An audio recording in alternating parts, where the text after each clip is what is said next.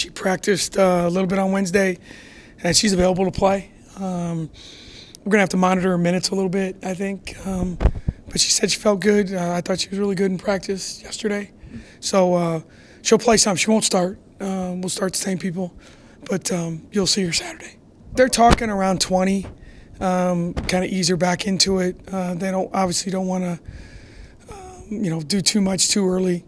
And it's good to have a number, because sometimes if you don't have that number, you just let her go. And so we got to be smart about how we use her. And is it at backup point guard? Is it somewhere else? I mean, there's a lot of moving parts there. Rather than, it's not just Jadda plays 20 minutes. Where do those 20 minutes come? So, but it's good. It's good to have those minutes, and it's good that she's back. And the most recent memory she has of a game, she played great at Iowa. So. But she, like I said, she looks good in practice. Said she feels good. Her conditioning's been good. She worked really hard on that. Even when she was in the boot, she spent a lot of time with Coach Link. So she'll be ready to go, and we'll just ease her back slowly. And hopefully, over time, her minutes will get back to normal. They have a great philosophy of they're like they did at TCU. They're going to play zone.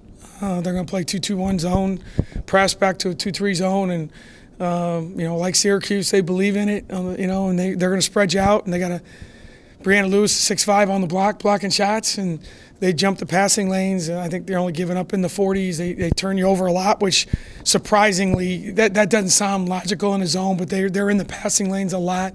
They have some length on the wing, so it's the same kind of philosophy, a different kind of personnel set that he had at TCU, but that'll change as he recruits his own kind of kids. But they've done a really good job. I mean, they're 10-1, and I think obviously when you're having that kind of record and you're excited about where you're going, but the style they play is a little different than most. So we've worked really hard on trying to figure out ways to get shots. And when we've played when we beat TCU down there last year, we made 15 3-point shots. When we played them at home, we couldn't make anything. So sometimes the game is a little simpler than we want to make it, but we got to make shots, take care of the ball against that zone. And then defensively, they like the tempo of the game. They're not going to run it up and down. Less possessions means more accountability individually. You can't take a possession off.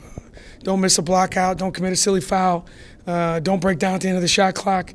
All the things that every coach talks about all the time, but I think when you get into conference play, when the margin for error is less because you know each other better, you got to be really locked into what the game plan is, and hopefully our players understand that. And it's time to play Big 12 basketball. The next 2 months are going to be crazy. You play 18 conference games in 2 months and no time off. So it's a grind for everyone. And the teams that can focus on the next one, and certainly when you play people at home and away like we do, we play everyone twice. It's important to do the best you can to win as many home games as you can, because you got to go back to their place. And our schedule's odd. We play K-State, Texas, and TCU 6 of our first 7 games. So January is the K-State, Texas, TCU month for us. So we'll see what happens.